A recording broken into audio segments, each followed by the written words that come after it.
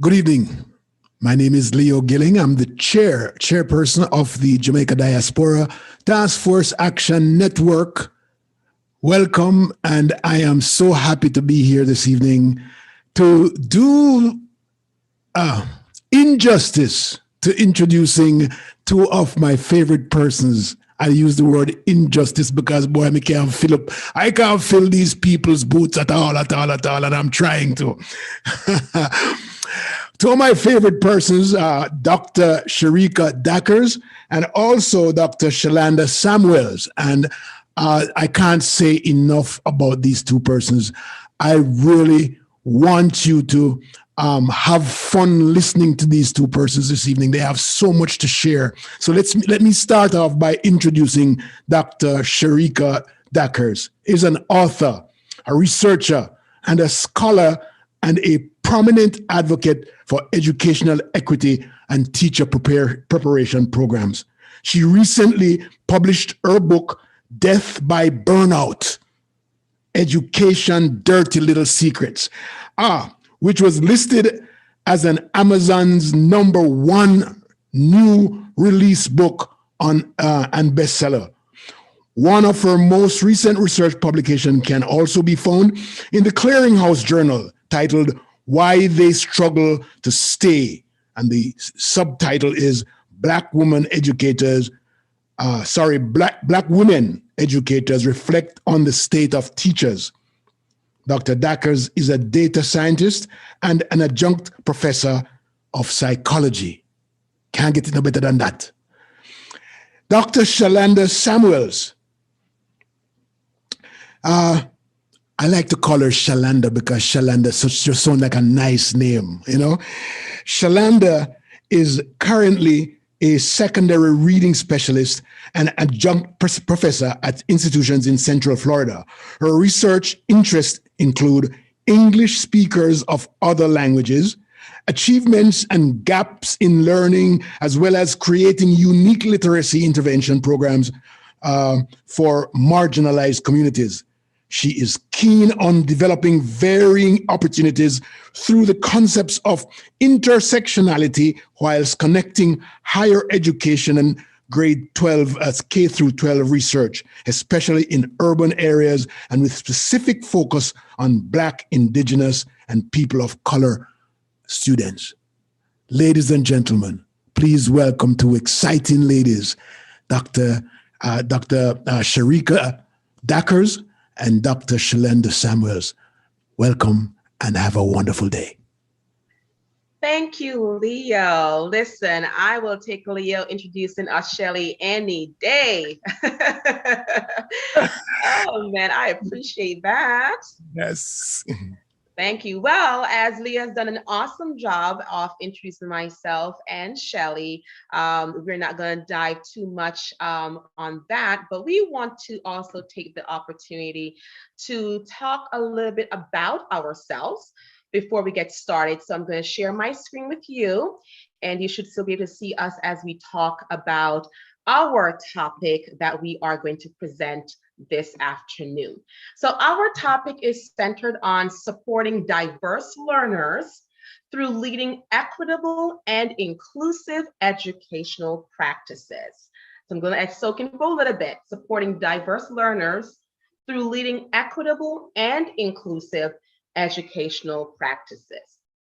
So in addition to what Leo mentioned with regards to our background, what we do, our research focus, who are we? Who are we? So I'm going to take about a minute just to talk a little bit about who I am, what my foundations are as it pertains to education, and then Dr. Samuels will take over from that part. So as mentioned, I am a data scientist working for a local school district. And I am also a researcher at heart, with research focuses on teacher burnout as well as educational equity. And when we think about researchers and research, oftentimes individuals who are researchers get the urge to dive into research, dive into literature based on individual experiences or indirect experiences. And for me, with my focus on teacher burnout as an educator, I found that something was going on with my fellow colleagues at the time who decided to leave the profession. And as someone new to the profession, I was not sure why. So I decided to figure out why, and whether it was just talking to my colleagues to get their insight or talking to those who left the profession afterwards. I thought that this was an area that warranted more research. There was a gap in the literature to be filled, and that's how my research came about when it comes to teacher burnout. From there was the birth of my book. I am a recent author. I published a book, as Leah mentioned, called Death by Burnout: Education's Dirty Little Secret. And in that creation, I was able to interview several educators nationally here in the United States to get their lived experiences of being burned out, those who were able to experience that, unfortunately, and still stayed in the profession, whether through the impacts and those symptoms of burnout, as well as those who say, you know what, I'm done. I'm just going to throw in the towels. This is not for me. I cannot take it anymore. And to get their lived experiences. And, if you have not gotten a chance to pick up a copy of that book, I strongly encourage you to do so, because it is very insightful. Whether you're a classroom teacher, an administrator, or have any connection, definitely pick up that book. I am definitely a champion of equity, diversity, inclusion, because I believe as educators, times have changed. And I'll talk more about this as I go through the presentation this afternoon. But our learners, it's a diverse educational environment, population that we have right now, and being able to be in tune and to be knowledgeable as to how we are able to work with our diverse population to ensure learning for all is important, so all our learners can be successful. Shelley, over to you. So yes, again, my name is Dr. Shalonda. Most people call me Shelley, Dr. Shalonda Samuels. I am an advocate for equitable and social justice experiences, especially in the K-12 setting, as I am currently, as stated before, a intervention and a reading specialist and an adjunct professor myself.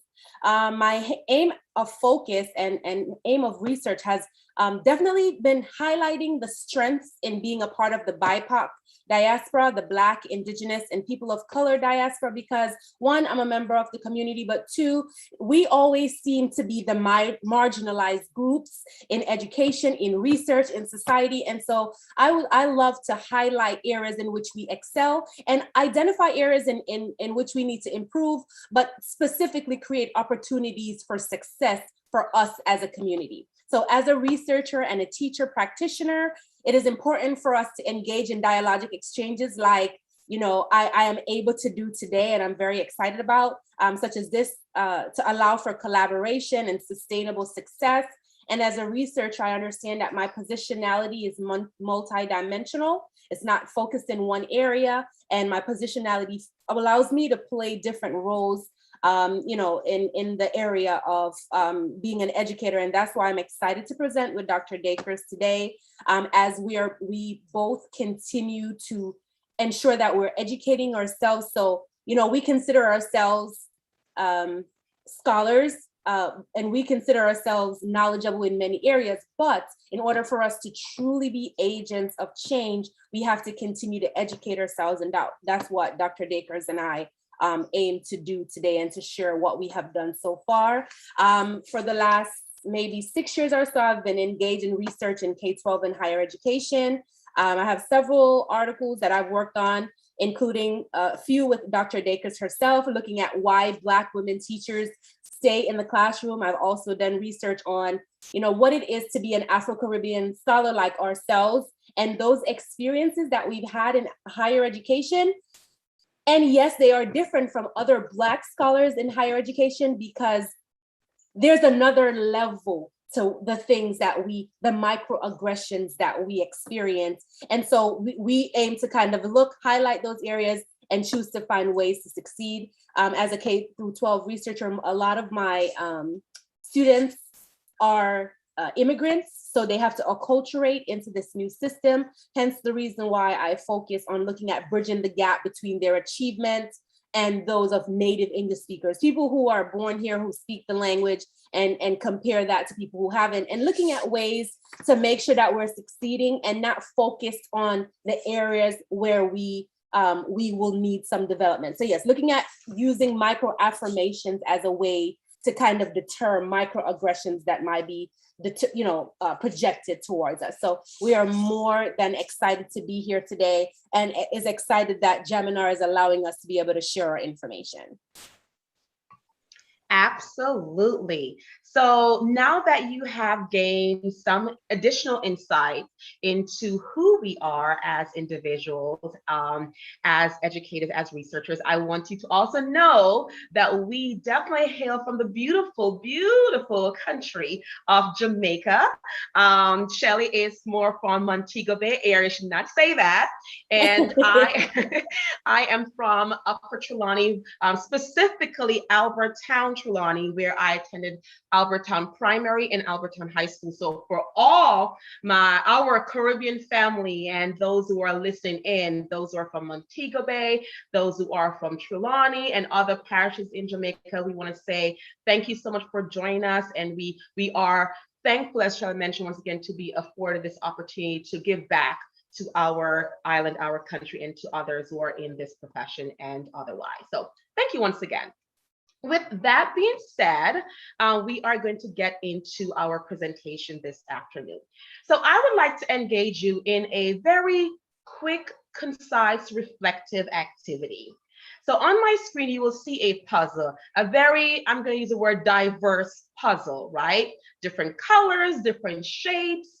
And I would like you to take 30 seconds to ponder on this question. And if you're able to arrive at an answer at the end of 30 seconds, great job.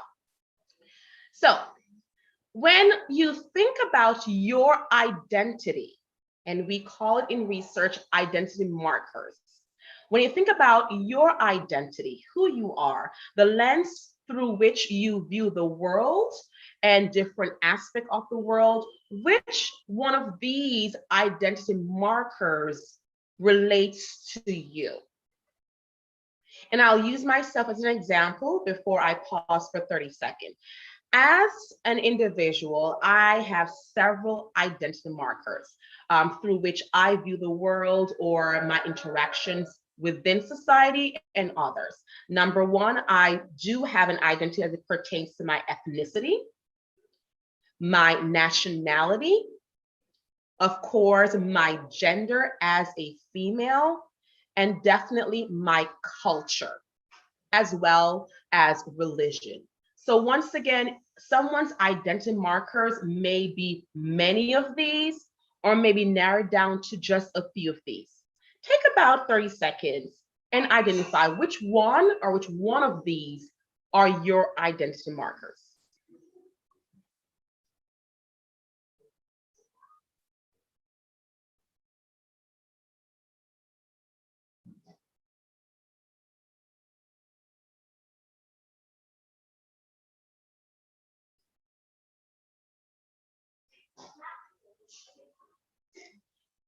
And as we get to the top of that 30 seconds, you can jot those down. If you would like to take a picture of this image, that would be great. The reason why I've engaged you in this activity is so that as we go through our presentation this afternoon and we make mention and discussion about diverse learners and how we're able to support our diverse population, I want you to think about your identity markers and how you were supported as an individual, as a learner, to ensure that you are successful.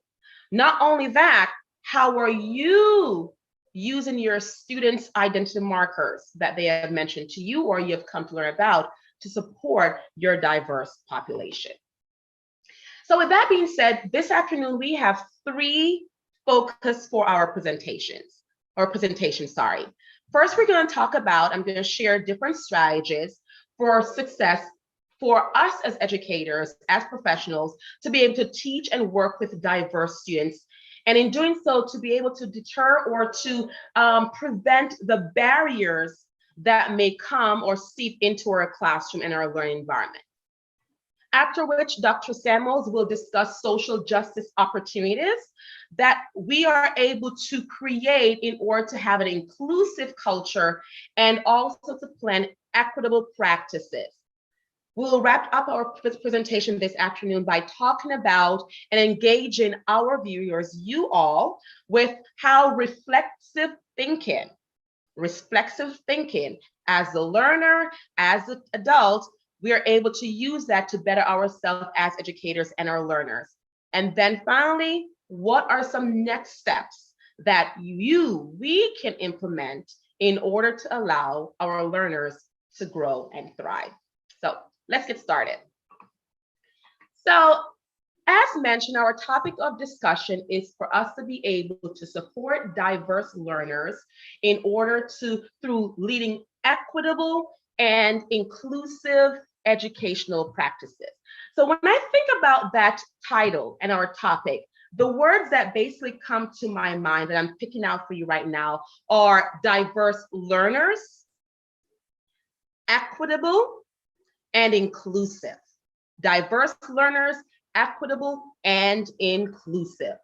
So as we know, society on a whole, you walk through your doors, you go to the grocery stores, you go to your church or place of congregation, things have changed. Society is diverse, increasingly has diverse over the past several years, right? But not only in society, it trickles down to our classroom and those students and learners that we work with and work for. Our diverse learners come to us from different racial background, ethnicity background, religious background, social SES background, cultural and linguistic background. We have learners who are diverse in the sense of how they're able, their cognitive level, how they're able to retrieve information for learning, be able to process that information, and be able to give back that information. A diverse population from one end of the spectrum to the next. So when we think about our diverse population, we have to think about how are we being intentional and practical in ensuring that they have the opportunity to become successful. And not only the opportunity for access to be successful, but gain that support. That brings me to my second point, equity. Now, when we think about equity, and initially start off, equity, we often pair that with equality. I get it, right? Equality and equity. But there's a distinct difference in regards to how we work with our learners and even in society. When we think about equality, we think about everyone getting the same thing, right? What is good for one is good for the next. We think about the population. What may be good for one race is equally good for the next when it comes to fairness and justice and so forth. Equality. But when we move beyond that verbiage and that word equality, we also talk about equity. And when it comes to education, that is where we need to ensure that we are practical and even intentional about how and in what ways that we're able to work with our students to ensure that there is equity across the board for all learners to learn, to grow, and to thrive. So when we think about equity, we think about fairness, right? We think about fairness in the sense of, okay, what you have been able to get equality to, the opportunity to, how is that fair for you as an individual? When we think about equity, we think about access to opportunities, but not only the access to these opportunities that are presented in this educational environment and educational system, but the support that is given for this access. And then we think about inclusion, which I'll talk about more about in a little bit. Being able to make sure that we include not a particular gender, not a particular cultural group, but we're able to include all learners with that expectation and that support for success. I was watching I believe it was a TED Talk presentation not too long ago, and one of the presenter talked about equity and equality and use a very, strong analogy. For me, it clarified things once again. And the presenter said, if you think about a school building, right? A building with four walls, a roof, door, windows, so forth and so on. You have the desk, you have the chair, you have the road that leads up to the building, you have teachers in that building, you have a lunchroom, you have food, right? Everyone has that equal access because it's there. They're able to see the building there, all goes well, and they have the equal access there. All goes well, right? But when we think about equity, it goes beyond that because other factors comes into play in regards to, okay, the building is there, but do our different subgroups and population have the access to that building, right? Do they have the access to get to the building through the doors and partake of the education that's there? Not only that, if they do, or when they do gain access, do they have the support? Do our learners have the support, the equity, the fairness in order for them to grow and thrive, regardless of their SES background, cultural background, linguistic background, and otherwise? Do they have that support? And then while they're in there, are they included? Is there a sense of inclusion, a sense of belongingness? Are their voices being heard, respected based on different cultural background, appreciated? So when we talk about equity and equality, it is not the same when we think about society and even in the education system. It is not the same. So when we talk about our diverse learners, we want to hone in on that equity portion to ensure that all learners grow and thrive. Inclusion, being able to include regardless, once again, of physical disabilities or barriers or so forth, being able to cut down those barriers and include all learners in order for success to be there. So as we go through, you'll hear me talk more about diverse learners and talking about their different strategies to work with them.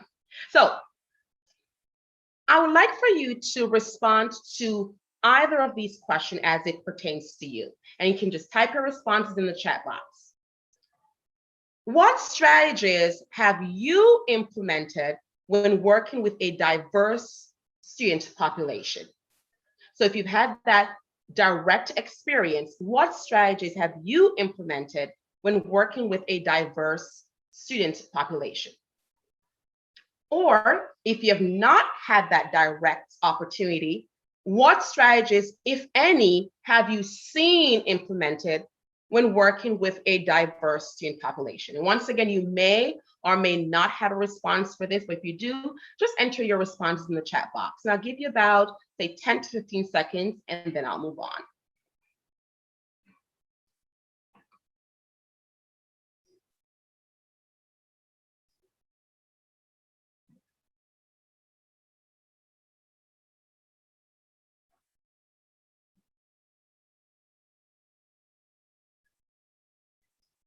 Okay. And for those who are providing your comments in the chat box, thank you so much. I appreciate that. Thank you, Malcolm, and for the add into the aspect as it pertains to equity and equality, having those resources available as well for our learners in order for them to grow and thrive, and providing that support along with the resources for our learners, and also not for learners, but also for our educators who are providing the support and system of support for our learners. So thank you so much for those who have provided comments and feedbacks thus far, as well for those who are responding to this particular information. Roma mentioned differentiation. Thank you so much. Absolutely. Being able to provide individual support and needs based on individual needs. It's not one size fits all, but being able to identify where each learner are and be able to tap into the need that is required so he or she, so they are able to grow and thrive. Thank you so much. Thank you so much. All right. So hang on to your response in the chat box so far based on these two questions. And we're going to dive into strategies for work with diverse learners. Now, I am going to present 3 strategies based on research that has been used to show positive outcome as it pertains to working with diverse learners. What I'd love for you to do as I go through the next few slides, type in the chat box any other ones, any additional ones based on what I've presented that may now come out for you that you have seen and or directly used with your learners or other individuals to ensure that our diverse students are able to grow and thrive.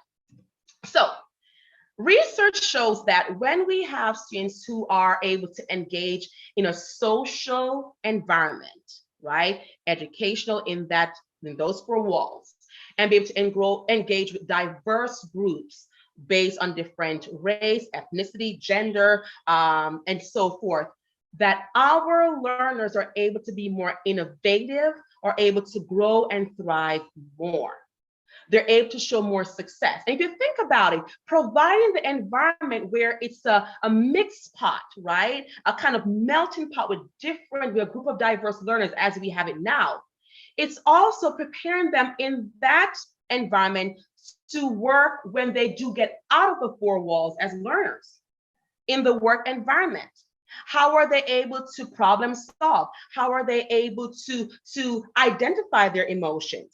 Bring into the conversation social emotional learning. How are they able to identify their emotions and be able to think about their emotions and be able to reflect and basically show those emotions in an acceptable way?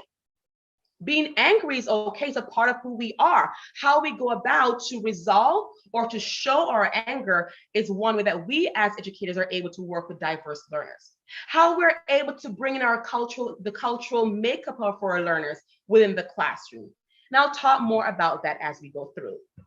So, diversity in the classroom develops students' ability and leads to several outcomes. Here are a few that were based on research.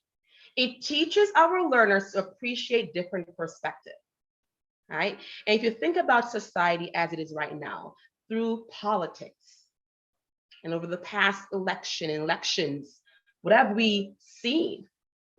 Is there a tolerance based on diversity in society? But not only that, how does that seep into our classrooms and among our learners? And what are some of the conversations that we're having? Right? But when we have a diverse classroom and we're able to engage in those communication, in those conversations, it teaches our learners to appreciate different perspectives. It builds on their critical thinking skills that allows them to draw stronger conclusions. Not only that, but it also challenges our learners to consider different perspectives and to do so in a respectful manner. We're not all going to agree about the same thing or the same conversation, but we are able to appreciate other perspectives and other insights. Ability to respectively and tolerate other interactions, as I mentioned before. And also it goes towards improving academic outcomes. Why?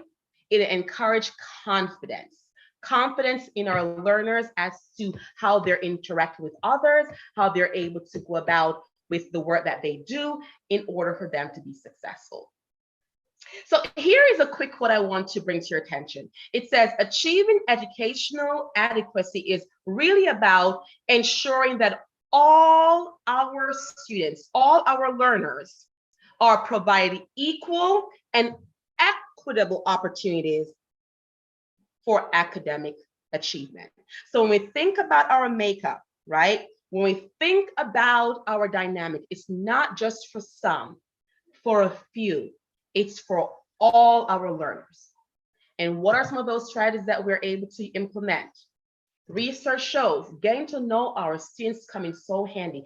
From the first day of interaction, being able to know our learners, getting to know about their background, right?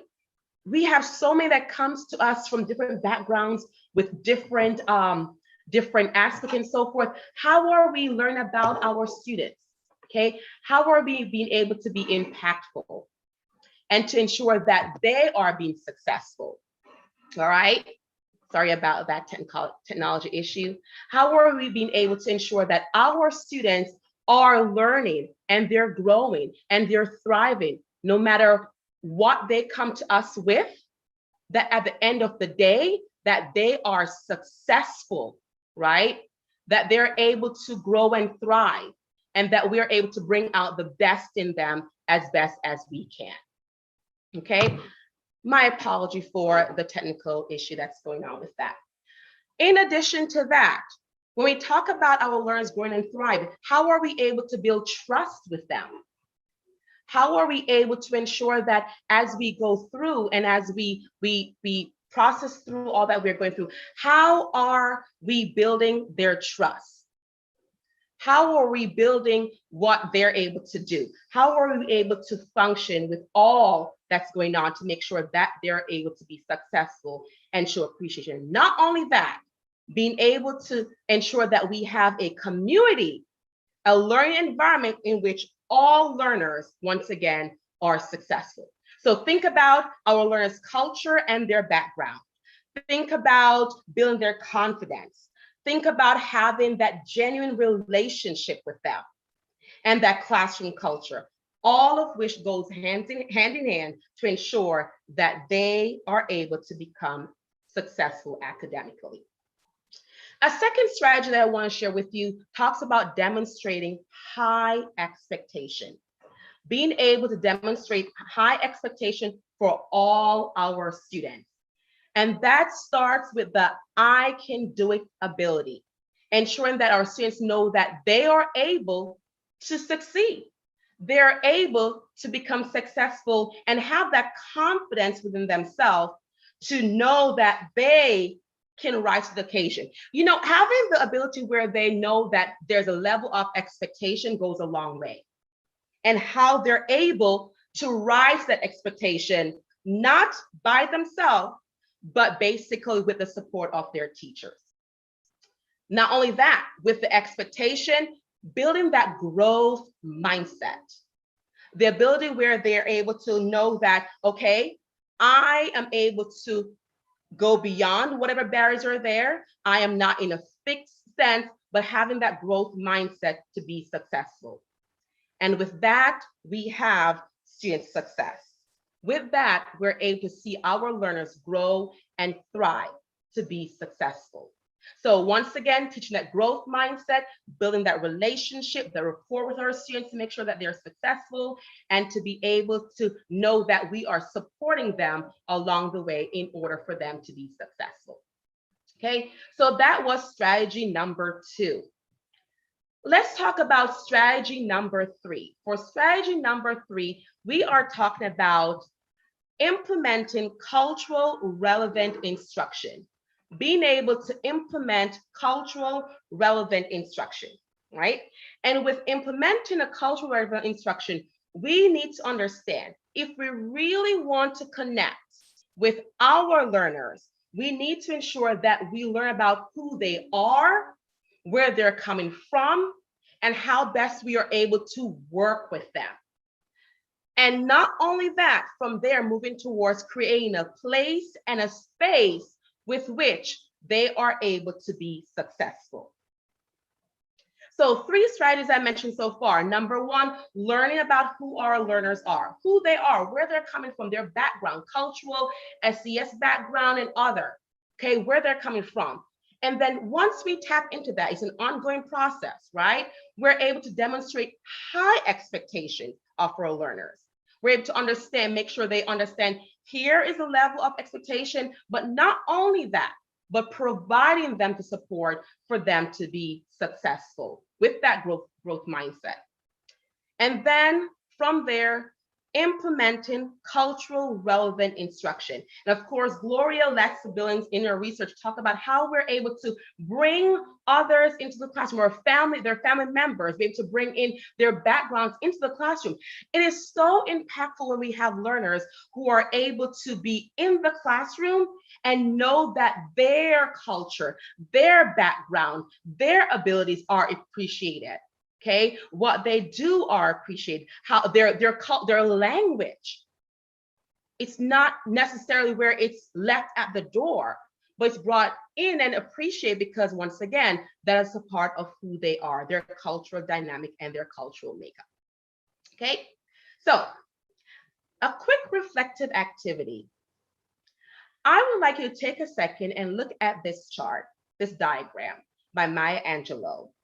And it says that we all should know that diversity makes for a rich tapestry, and we must understand that all the threads that make up this tapestry are equal and value. That no matter what your skin color, and I want to say no matter what's your cultural background, no matter what the makeup, that all of these goes hand in hand for who you are, right? And make up who we are as learners.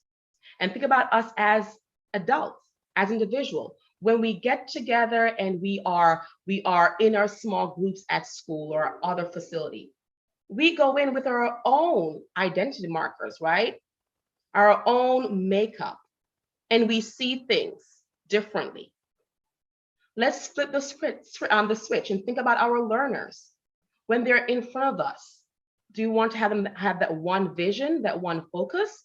Or will they be able to use their own identity markers to draw insight from who they are and how learning is going to be impactful for who they are? So as I wrap up this section, I want to say thank you so much for your input, for your insight. And now I'm going to switch things over to Dr. Samuels, who's going to talk more about social justice and opportunities to create inclusive culture, as well as plan equitable practices. All right. Thank you so much. You're doing a wonderful job. As you know, technology is is a force to be reckoned with, and that's a little bit of what's happening right now. However, we're just going to proceed like nothing is happening. All right.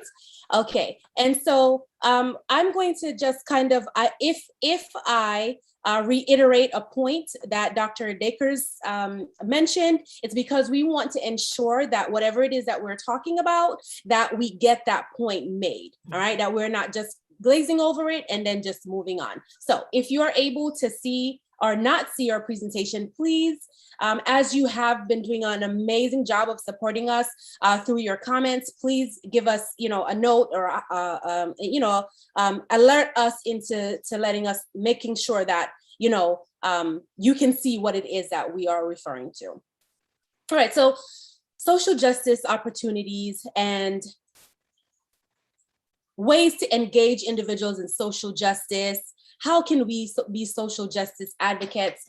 I've heard this term so much, especially within the last year, especially with the continued turmoil that we've seen socially, politically, even religiously, and even within ourselves, our own internal turmoil that we've experienced within over the last year and a half, I would say. So when we talk about social justice, as Dr. Dakers have mentioned it, the phrase several times, we have several different definitions for social justice and what that looks like. So if you're just looking at a business, a business might define, or business did define social justice as a fair and compassionate distribution of fruits and economic growth. So that's one way that we're able to look at social justice, right?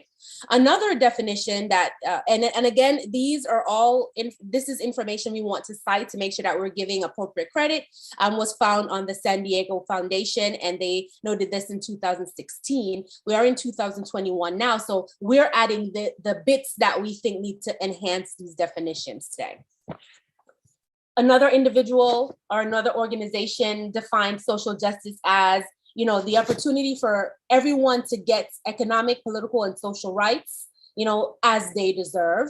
Another one, the virtue which guides us in creating these organized human interactions we call institutions. So whether they're academic institutions or not.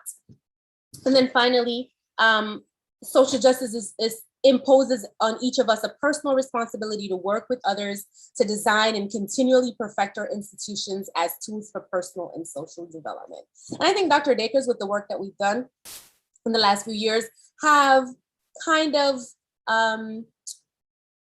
probably infused this definition a little bit more with the work that we are doing. So that is one of the definitions, or some of the definitions that we have had for social justice. Again, some of those we kind of connect with a bit more as educators, and some of them we are more from organizations outside of academia. Now, when we look at all the definitions that we've interacted with, they all have something in common, right? What do they have in common? Equal opportunity for everyone, equal rights for everyone, equal treatment for everyone, right? We've even went back and looked at some theorists who have looked at,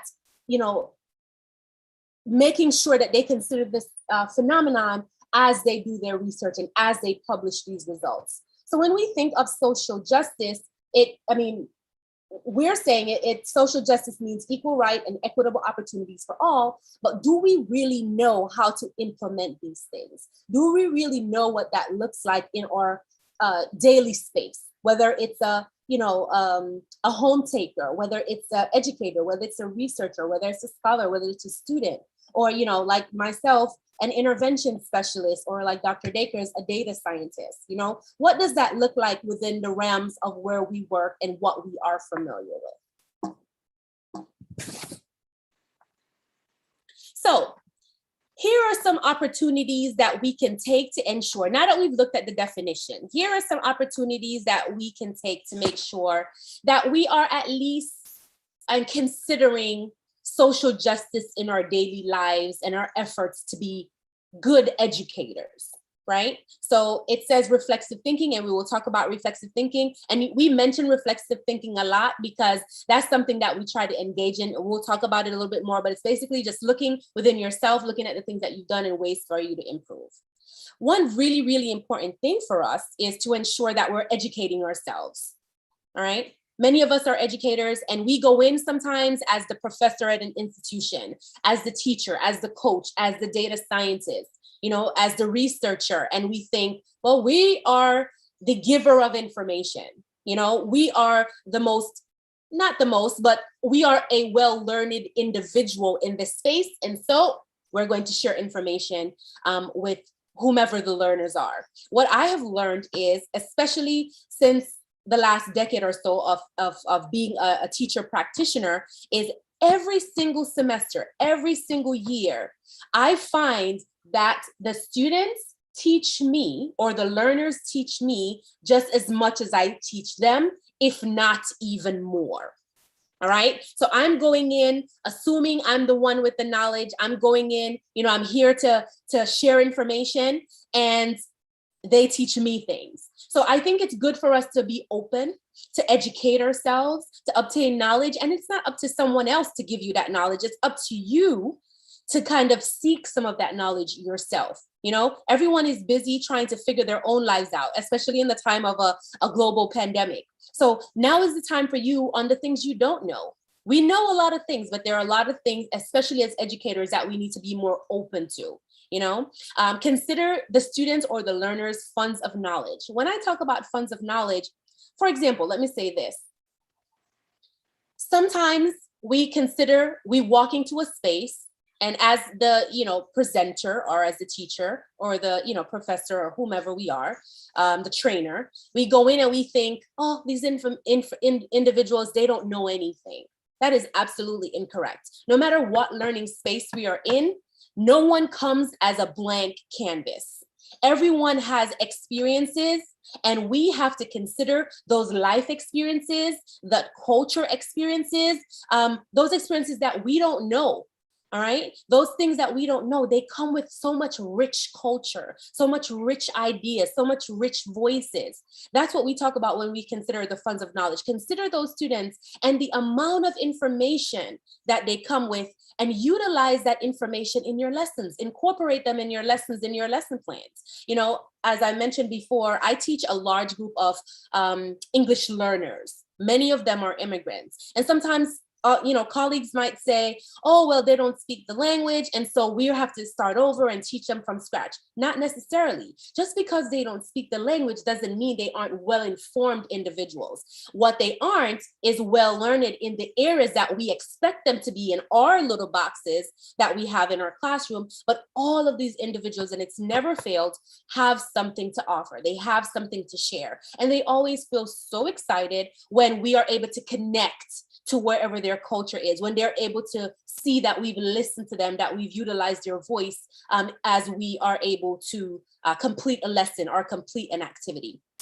So they are not blank canvases. They come with a wealth of rich information, and we should incorporate them in our lessons and in our research if we are not well read in a particular area. Also, encourage your students to use their voices. Just like we want other individuals to listen to us, for them to consider us, for us, we feel good knowing that someone else is aware of how we feel, how we see things, whether if it is different from theirs or not. It feels good. If nothing else, it feels good to know someone was listening. So consider you've had students for an entire year, and for the whole year, the students cannot connect with anything that you have said, any activity that has been done in class. How would that make you feel? So consider those for your learners, whether they're in K-12, so if they're in kindergarten all the way up until seniors in high school, or if they're in higher education, you know, whether they're in grad school or whether they're underclassmen. You know, consider using their voices to ensure that they feel the substance that is in them that's being utilized into the classroom. And again, encourage them to think critically.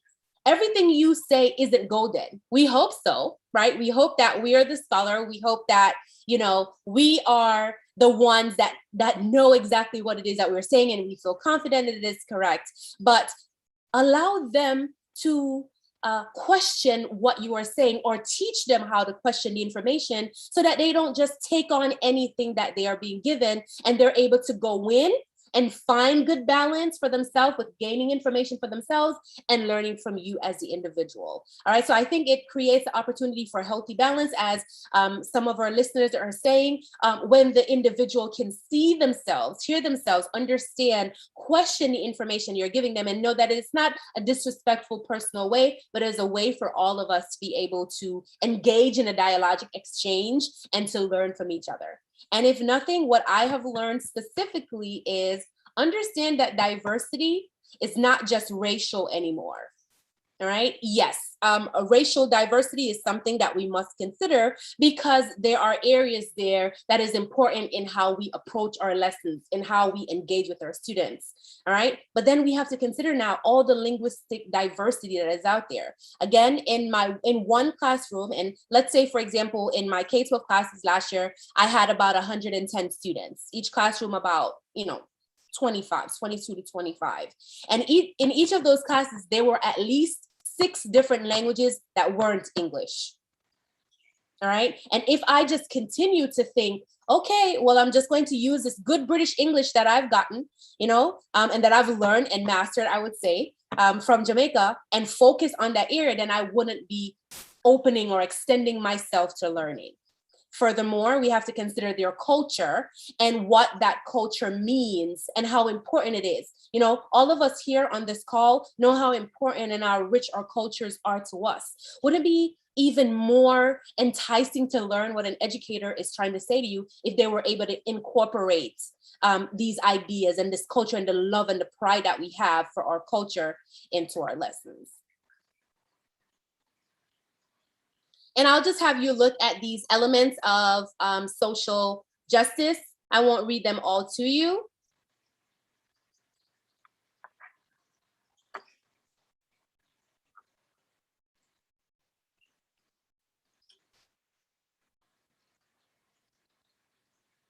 And looking at the comments, You all are doing an amazing job, and we're so grateful. Thank you so much for engaging with us.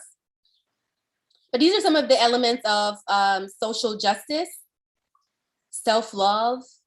I think we don't do that enough. You know, we don't love ourselves enough, and we don't give ourselves the praise and the joy enough. You know, sometimes it's hard for some of us to look at ourselves and say, you know what, you did a good job.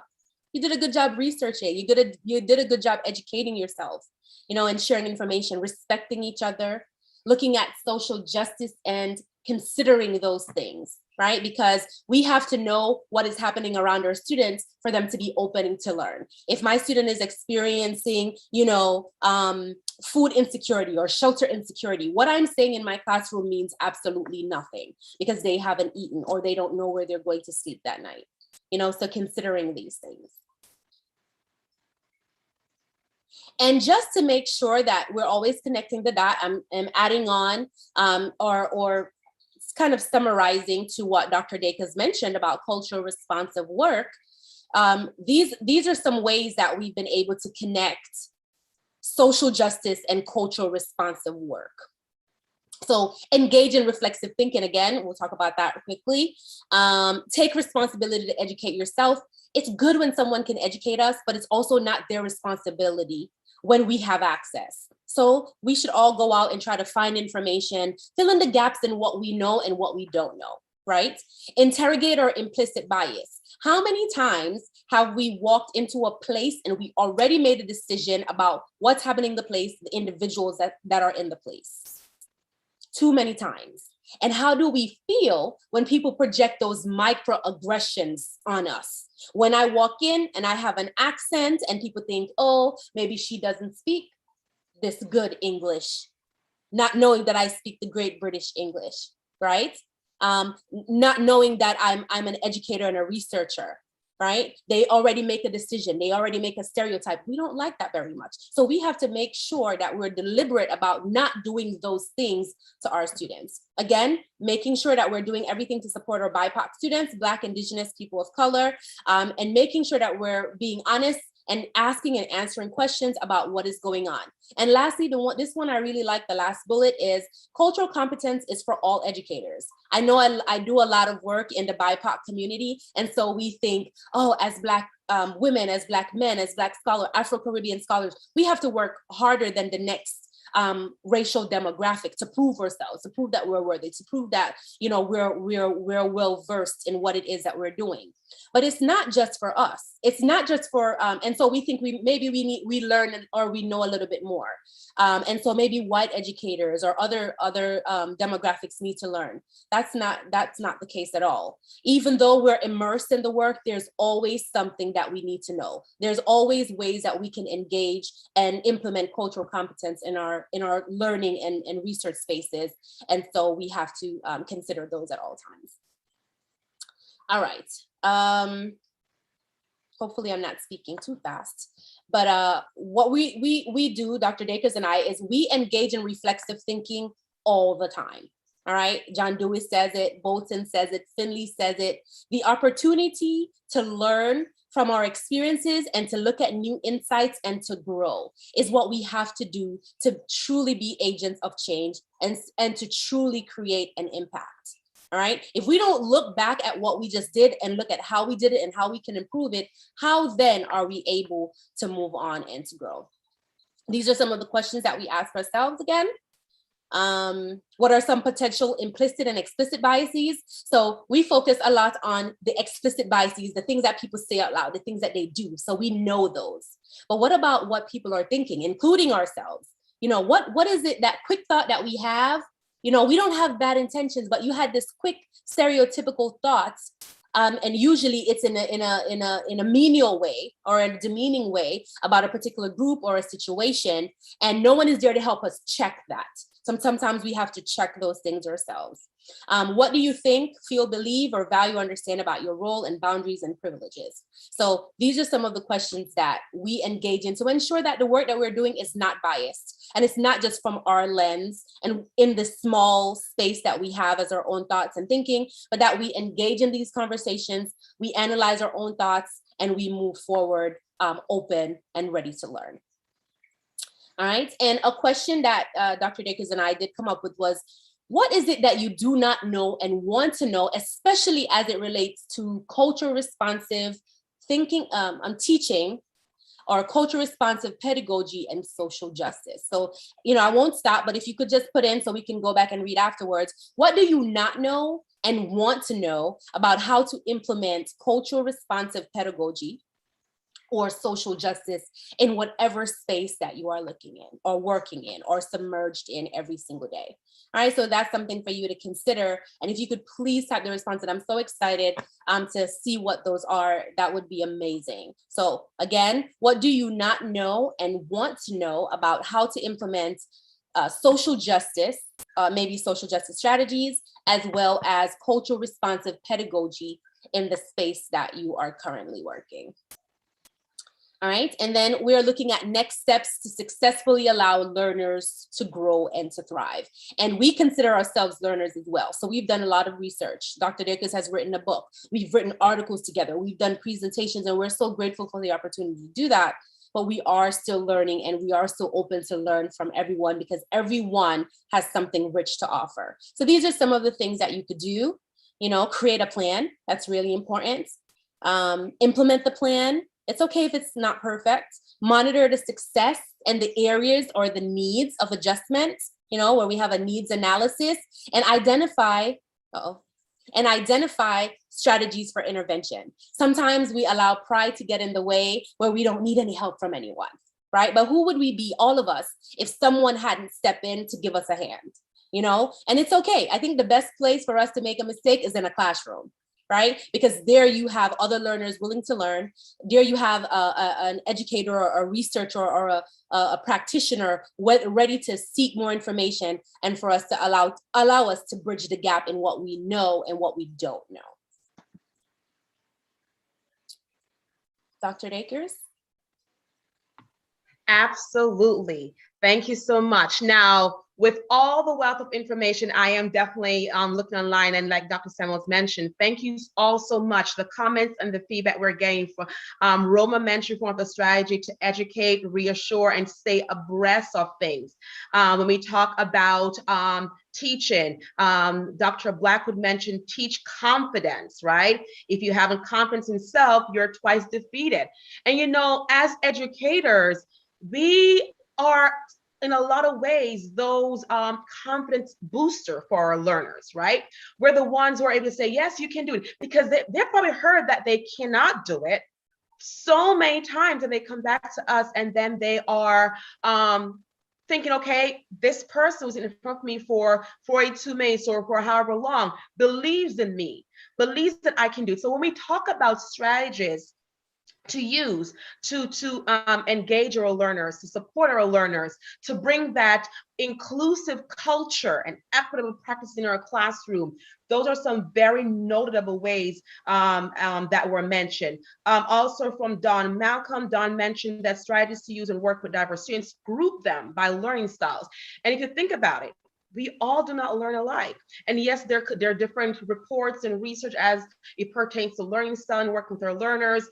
How we are able to know our learners and be able to best support them, whether on learning styles or other areas as pertains to education and their needs, is important and cannot be forgotten. Not more so also on ability, promote those project-based learning, right?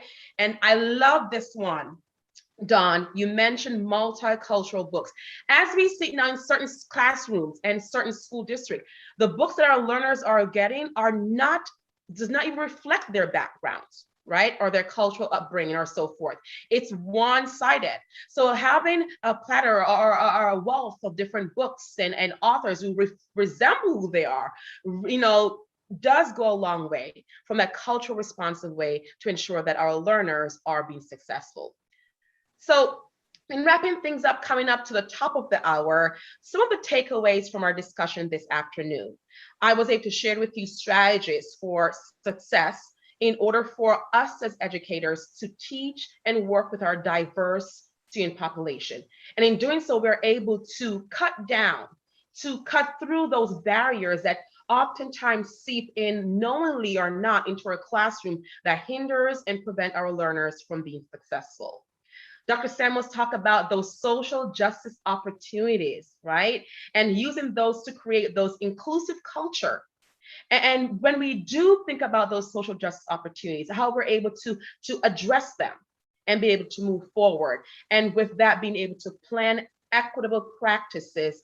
So the inequities that are perceived to be there, slowly and with intention, are we able to decrease on those. And then Dr. Samuels wrapped things up with those reflexive thinking, reflexive thinking, from not only from the teacher's point of view and the teacher's insight, but also from our students. They need to be a part of this reflexive thinking and being able to think about learning, what they're learning, how they're learning, in order for them to grow and thrive. And the final slide talks about next step.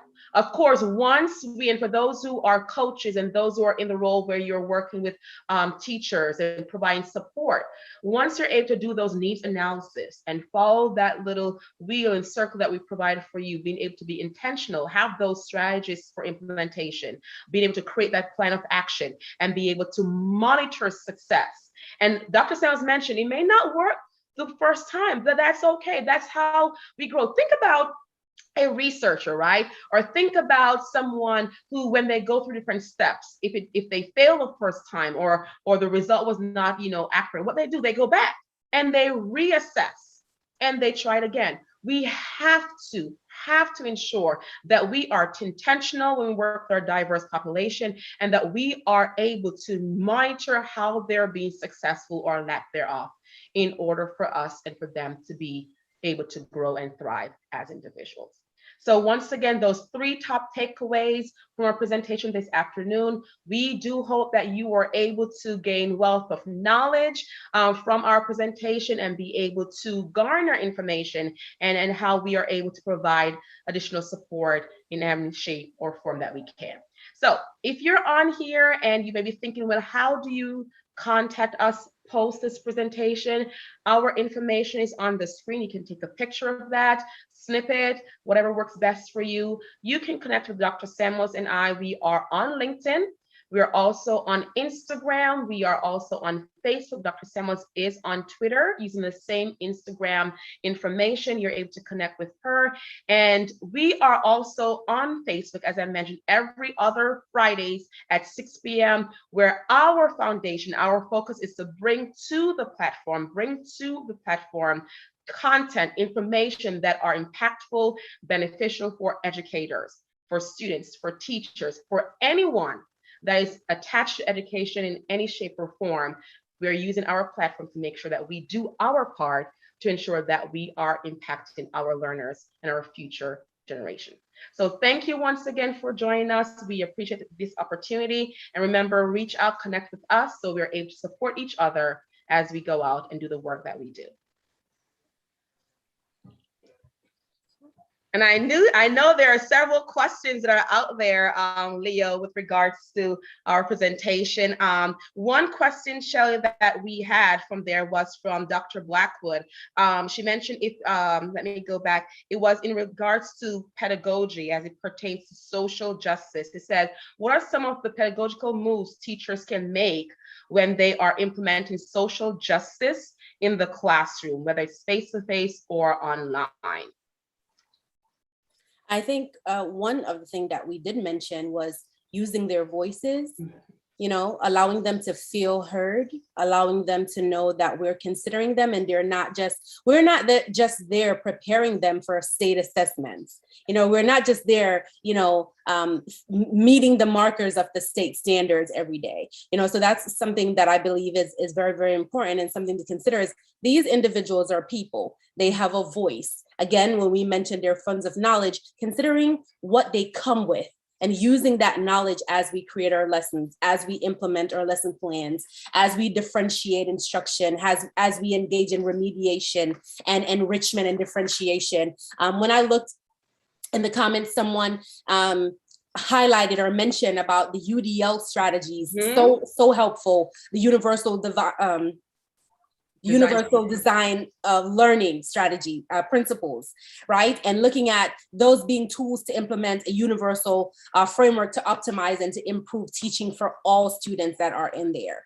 Just so not just considering the student that answers the most questions or the student that doesn't answer any question at all. And I think too many times we do that. We focus on the low performing student because they need the most of us. Or we focus on the high performing students, and then those in the middle get left behind. So just considering things like those, educating ourselves, engaging in reflexive thinking, considering those implicit biases that we have as we plan, as we look at another group, as we look at, students' situation and all the things that they come in with, especially within the last year. Our students come in with so much for children they shouldn't have, but they're having to grow up a bit faster than they need to, but we need to consider that. My student who has to go to work after they leave my classroom isn't necessarily thinking about everything that I said. So how do I engage that individual? How do I make him or her know that I understand the space that you're in right now? Here are some ways I can help you, giving them options to be able to help themselves and for us to be able to help them. Absolutely. And I definitely want to piggyback on what you mentioned regarding to as instructors, as educators, being able to pull from our knowledge, our source of knowledge, and to conduct, even on our end, to conduct our own research into what we do when it comes to social justice and how we're able to impact our learners going forward to make sure that they are successful. Awesome. Once again, we want to thank you for your comments, for your feedback, for your insight. And we do hope to hear from each of you, or some of you, or all of you, as we go forth and continue the work that we do. All right, Leo, are you there?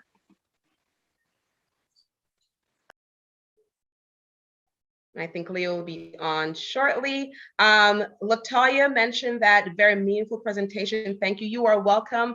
Latoya, as mentioned, we wanted to make sure that the content and information that we presented this afternoon was not only meaningful and applicable to one region or one group of students, group of individuals, teachers, professionals in education, but that we were able to provide information that that was able to go forth and to provide insight to those who are in this education profession, those who are able to provide clarity, and those who are able to provide insight as we work with our learners in going forward.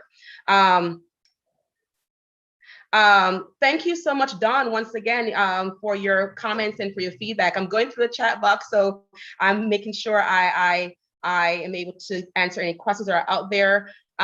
Vicki Linton, Vanessa, thank you so much. We appreciate you coming on and viewing our presentation. Thank you. And for those who may have overlooked your comments or your feedback, once again, don't forget you are able to connect with us via Instagram, via Facebook, via our email. We appreciate this and appreciate the work that you do as we continue to work with our students. And also, Dr. Dakers, I think it's important, to commend everyone who's taking time out of their Sunday afternoon to come, and meet with us. I see Madupe, I see Maureen is on there, Monica Lavina is on there. People who took the time to come and share.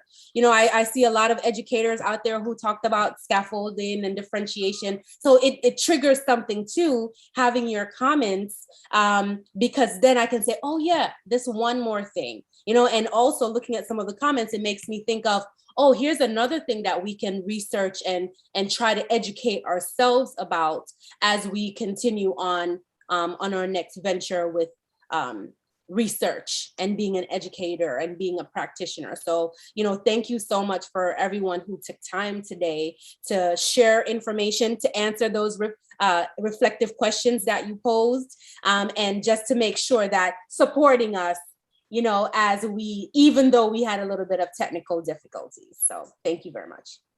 Awesome. Thank you once again. Have a wonderful rest of your Sunday. Until next time, be blessed and be safe.